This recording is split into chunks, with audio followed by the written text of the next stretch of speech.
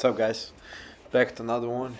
Took a few days off here. Been traveling a little bit, work, but wanted to bring you guys some Black Ops One, WMD, um, and talk a little bit more how you shouldn't quit your 9 to 5.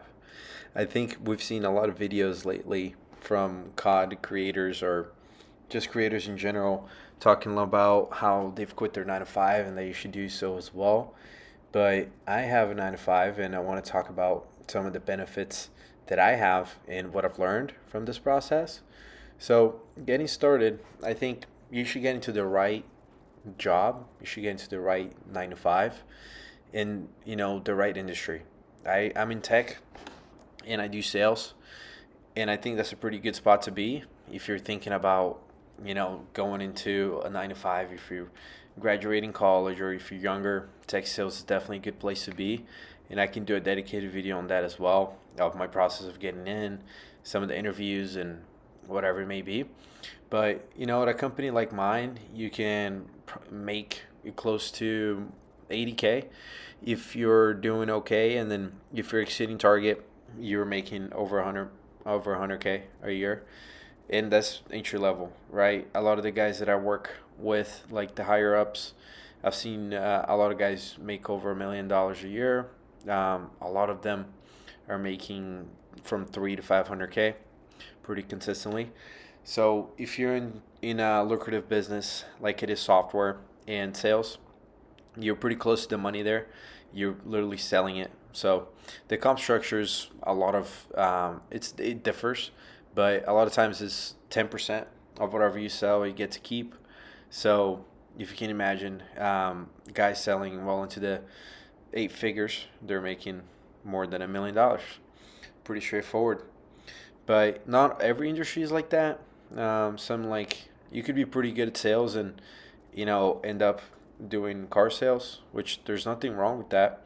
I just don't think it's um, as lucrative, as good of a spot to be than it is for technology. And there's multiple facets, right, of technology. I work in software. That's one of them.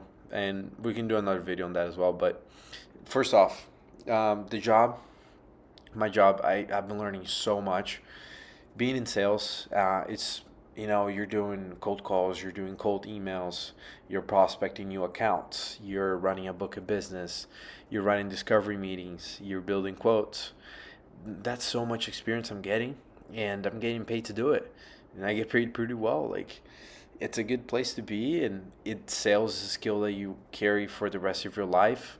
Some of the benefits we have that I wanted to list, we get 5K on your 401K from the company, which is pretty high. A lot of companies, they only do like 2 or 3%, maybe 5% match. We do 5,000, which is a lot. I work for a publicly traded company, so we also get to buy company stock at a 15% discount. We get RSUs as well. That's just stock and equity in the company. And those are all benefits you get from working at the right place at the right time, essentially. And being in sales, I'm sure a lot of you watching this video, you're pretty entrepreneurial. You want to start your own business. You want to make a lot of money. Being in sales is the best place to be, in my opinion. Marketing, is pretty close by, of course, but it's all about learning new skills, working with other people, networking with people within the company, trying to learn how they run their business and how they're making so much money. So being at the right place, it's definitely a key aspect of working a 9 to 5. You hear like horror stories or people working like so many hours and making 50K or 60K.